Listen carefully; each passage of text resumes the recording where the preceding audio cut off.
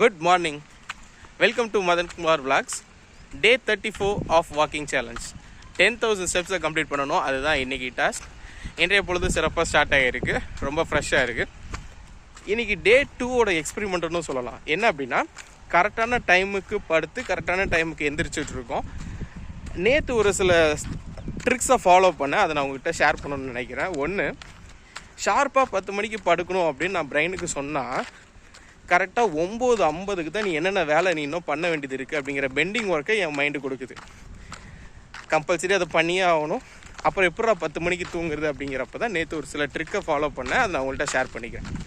ஒன்று, 10 மணிக்கு படுக்கணும் அப்படின்னா 9:45 பெட்ரூமுக்கு போயிட்டேன். ரைட்? அதுக்கு முன்னாடி எந்த வேலை இருந்தாலும் சரி மார்னிங் பண்ணிக்கலாம் அப்படின்னு ஒரு ஐடியா. ஃபஸ்ட் 9:45 உள்ளே போன உடனே ஃபோனை யூஸ் பண்ணலாம் அது இதுன்னு தோன்றப்போ நான் அடுத்து அதை லாக் பண்ணேன். ஃபோனை மேலே கபோர்டில் வச்சிட்டேன். 2.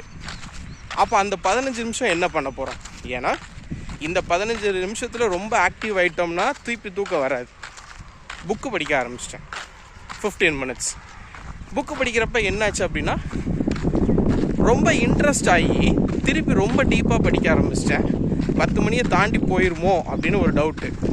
புக்கு படித்தா தூக்கம் வருங்கிற ஒரு நம்பிக்கையில் படித்தா, ஆனால் எனக்கு அது ரொம்ப இன்ட்ரெஸ்ட் ஆகி திருப்பி ரொம்ப டீப்பாக படிக்க ஆரம்பிச்சிட்டேன். டைம் பார்த்தா 9:58.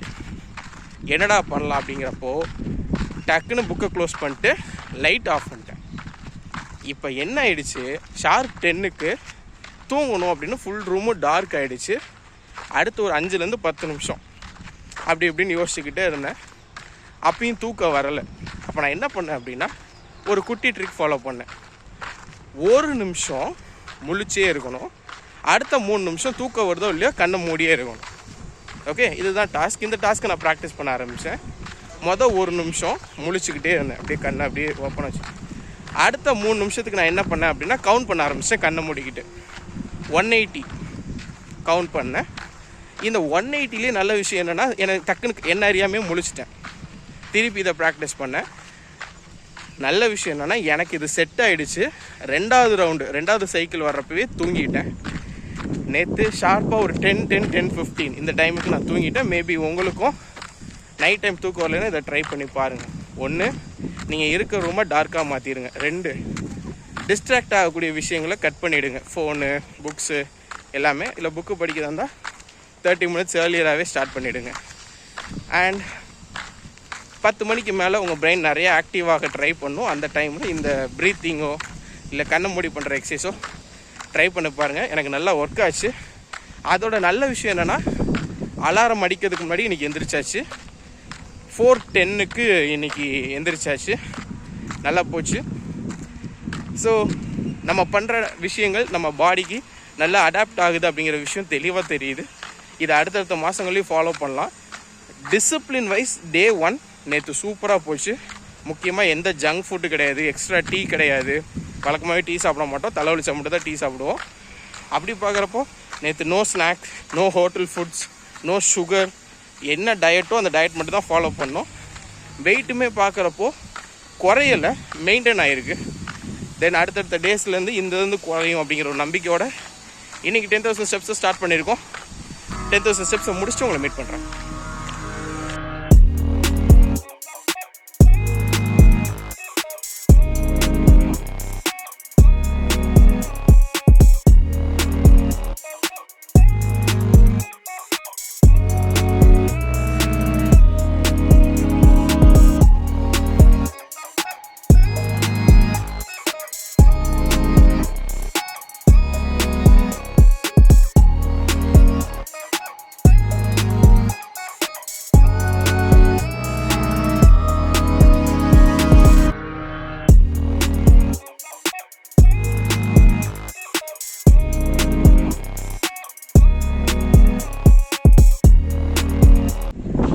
ஸ்டெப்ஸ் சக்ஸஸ்ஃபுல்லாக கம்ப்ளீட் பண்ணியாச்சு. இன்றைய பொழுது சிறப்பாக போச்சு. ரொம்ப ஸ்லோவான ஜாக் தான், இருந்தாலும் 10,000 ஸ்டெப்ஸை கம்ப்ளீட் பண்ணியாச்சு. இன்றைய பொழுது உங்களுக்கு நல்லா போகும் அப்படிங்கிற ஒரு நம்பிக்கையோட டிசிப்ளினாக கரெக்டாக மெயின்டைன் பண்ணுவோம். டிசிப்ளின் ப்ளஸ் கன்சிஸ்டன்சி அந்த தீமை நம்ம மறந்துடவே கூடாது. ஃபுல் அண்ட் ஃபுல் இந்த மந்தில் அடுத்தடுத்த டேஸில் எப்படி ரிசல்ட் வருது அப்படிங்கிற ஒரு சின்ன சின்ன அப்டேட்டையும் இனிமேல் வீடியோஸில் நான் ஜாயின் பண்ணிக்கணும் அப்படின்னு நினைக்கிறேன். இன்றைய பொழுது உங்களுக்கு நல்லா போகும் அப்படிங்கிற நம்பிக்கையோடு நான் விடைபெற்றுக் கொள்கிறேன். Have a great day.